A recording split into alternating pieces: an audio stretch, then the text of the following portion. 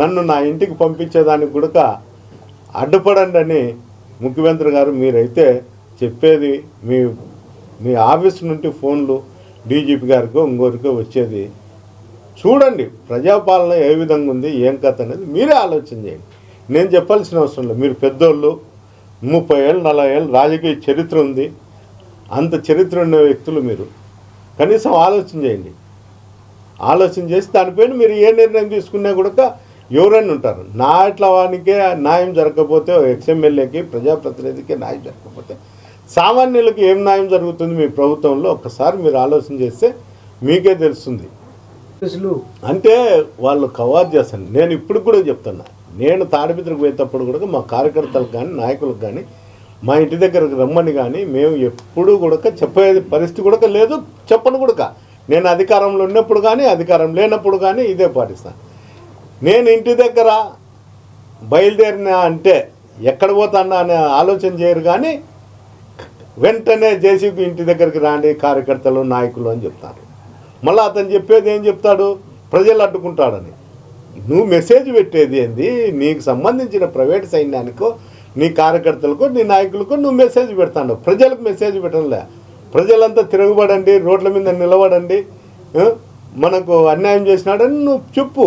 ఎంత మటుకు ప్రజలు వచ్చి నన్ను అడ్డుకుంటారు, నన్ను ప్రజలు నిజంగా నీకు ప్రైవేట్ సెక్యూరిటీ నీ కార్యకర్తలు కాకుండా నీ దగ్గర సంబంధించిన వ్యక్తులు కాకుండా ఎవరన్నా వచ్చి నన్ను అడ్డుకోమను, ప్రజలు సామాన్య ప్రజలు వచ్చి అడ్డుకోమను.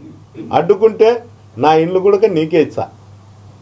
ఎట్లా ఆకిలిగున్నావు, రొట్టెల వాళ్ళతో, చికెన్ వాళ్ళతో, టీ అంగడి వాళ్ళతో అందరితో వసూలు చేసుకుంటూ బతుకుతాండవు. నేను కూడా దానంగా నీకు ఇచ్చా. ప్రజలు అడ్డుకుంటే, నీ కార్యకర్తలో నీకు సంబంధించిన గుండాలు అడ్డుకుంటేనో ఇంకోటి కాదు. నాకు అక్కడుండే ఇంటికి ఎట్లా మీరు పోలీసు వాళ్ళని అడ్డం పెట్టి నన్ను రానియడంలే హైకోర్టు ఆర్డర్లు కూడా, అది నీకే, నీకు నీ పార్టీకే నేను దానం చేస్తా. ప్రజలు వచ్చి నన్ను అడ్డుకోమను. ప్రజలంటే ఏమి, ఆడుండేది 2,20,000 ఓట్లు ఉన్నాయి. నాకు 85,000 ఓట్లు వేసినారు. మిగతా ఓట్లోనే కదా ఆ 20,000 మంది వచ్చి రోడ్డు మీద వచ్చి నువ్వు రాకూడదు అని చెప్పవను.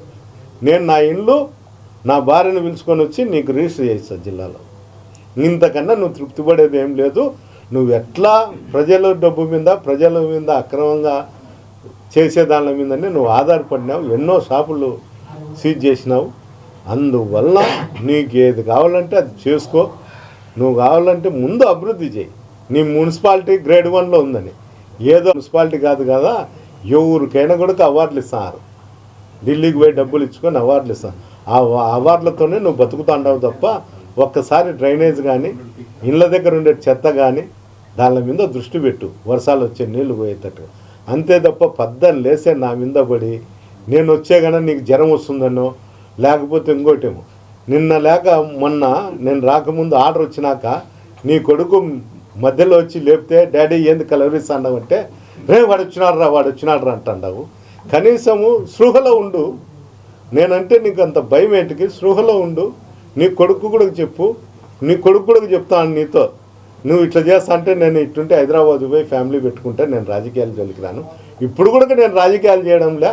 ఏందో రోడ్డు ఓపెనింగ్ అంటే కత్తిరి తీసుకొని కత్తిరిస్తాండ తప్ప అధికారులను కూడా శాసించే శక్తి నాకు కోల్పోయినా అన్నీ నువ్వే చేస్తాండా నా పనులన్నీ, నేను ఉండి ఉపయోగం ఏముంది అని నీ కొడుకే నీతో మిడ్నైట్ లేపి నువ్వు ఉలిక్కి పడినప్పుడు నీళ్ళు ఇచ్చి చెప్పడం జరిగింది.